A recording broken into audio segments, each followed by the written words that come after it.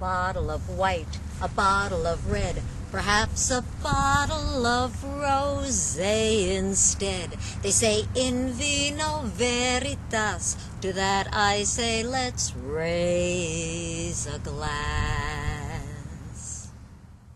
Welcome back to Got Knowledge, where you'll not only brush up on your blind tasting skills, but also enhance the enjoyment of your next glass of wine.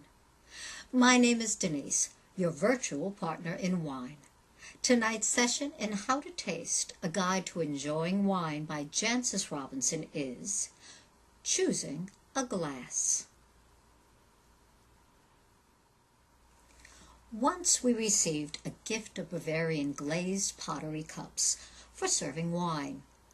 Although they were attractive, it seemed that the only suitable wine for these cups was a concoction of sweetened, schnapps-fortified, spiced, cheap red wine known as Glühwein. Otherwise, any wine of quality served in these cups simply tasted wrong.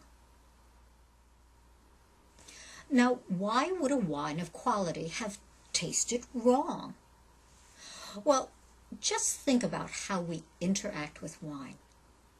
Unless you really don't care about its appearance, its fragrance, or its taste, it really doesn't matter in what you drink your wine, since it would seem to me that you'd only be drinking wine for the sake of drinking wine.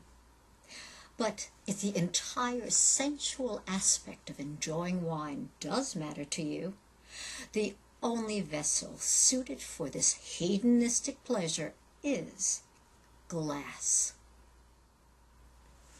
So why glass?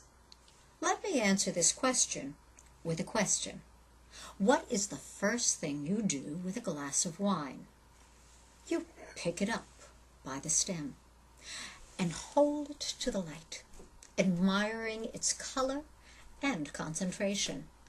You might even give it a swirl, just for that vicarious thrill of watching the fingers of the wine run down capriciously or leisurely paint the inside of your glass.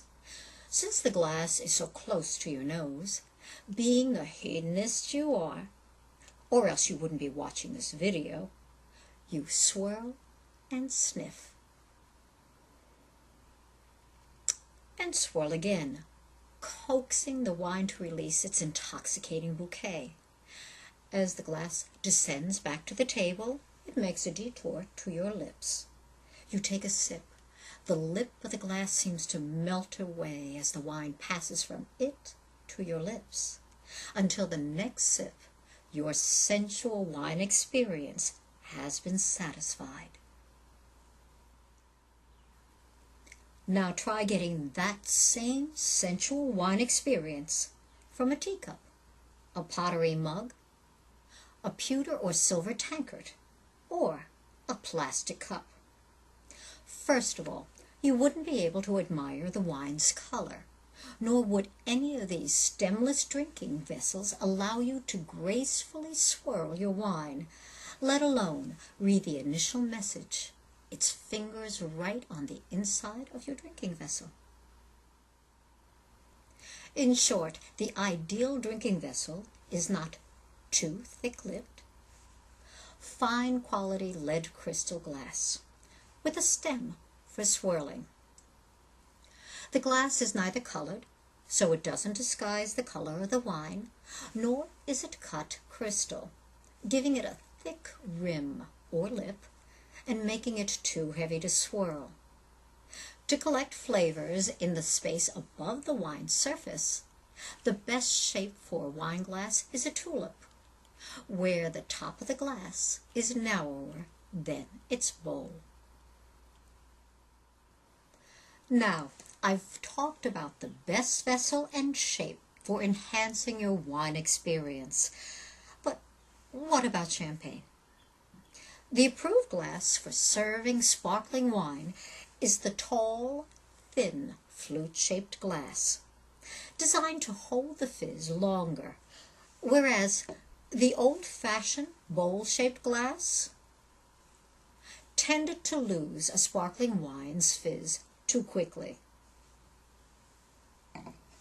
But before you start adding champagne flutes to your glass collection, you can easily as well enjoy a glass of the Old Bubbly in a standard wine glass. Maybe not so much for longer lasting bubbles, but certainly for more flavor. Na zdrowie. Well, that concludes tonight's session. Tune in next week for Wine and Words. Thank you for joining me, and remember, got knowledge, pass it on.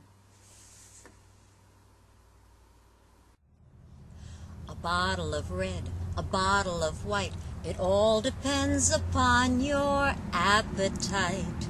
I'm here next week, so do drop by. Arrivederci, ciao, goodbye.